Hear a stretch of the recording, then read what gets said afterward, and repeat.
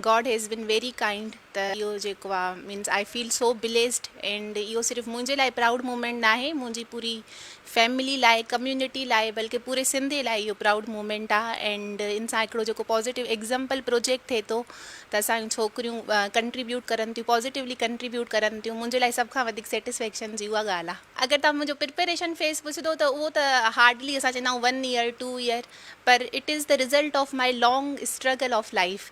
And मूंखे छो त इहो स्टेटस को फॉलो करिणो हूंदो आहे, त छोकिरियुनि खे MBBS करिणो आहे, मेडिकल करिणो आहे, त मां बि थोरो स्टेटस को फॉलो कयो, लेकिन इन सां कयो त इन खां ग्रेजुएशन खां बाद मां उहो कंदमि जेको मूंखे करिणो आहे।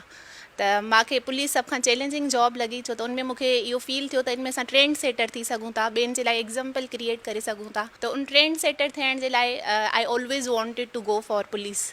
एंड हाणे छो त मूंखे आफ्टर लॉन्ग स्ट्रगल मुंहिंजी जेको आहे इहा DSP जी पोज़ीशन मिली आहे, मूंखे लॻे थो मां उहो ट्रेंड सेट करे सघां थी। ऐं अगरि मूंखे ॾिसी करे 2 पेरेंट्स, इवन 3 पेरेंट्स बि पंहिंजी छोकिरी खे तालीम ॾियनि था, या 2 छोकिरियूं बि जॉइन करनि थियूं, माना this is my achievement. Actually जॾहिं असां क्रेडिट जी ॻाल्हि कंदा आहियूं त पूरो मूंखे लॻंदो आहे it's the whole army, because one man can not do it alone.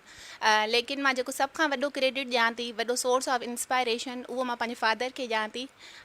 Even he is नो मोर, लेकिन उनजी जेकी इंस्पायरेशन आहे, he was very pro daughters education. उनजो मतिलबु विजन हूंदो हुयो त डॉटर्स खे एजुकेशन ॾियूं। त मां सभ खां वॾो क्रेडिट पंहिंजे फादर खे ॾियां थी, उनखां बाद माई मदर, ऐं छो त उनखां बाद उन्हनि मुंहिंजे विजन खे कंटिन्यू कयो सपोर्ट सिस्टम बणिजी।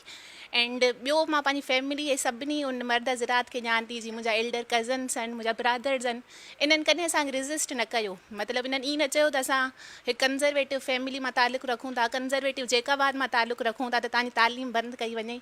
हमेशह सपोर्ट कई असांजी पूरी फैमिली।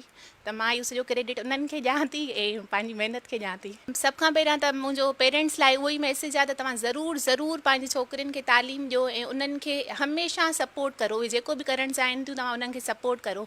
ऐं अगरि मूंखे ॾिसी करे तव्हांखे थोरी बि ख़ुशी महसूसु थिए थी ऐं तव्हां पंहिंजे ॿारनि खे स्कूल में एडमिशन ॾियारो था, this is more than my achievement. मां शायदि DSP थियण खां वधीक बि तव्हांजी तालीम ते ॾाढी ख़ुशि थींदमि।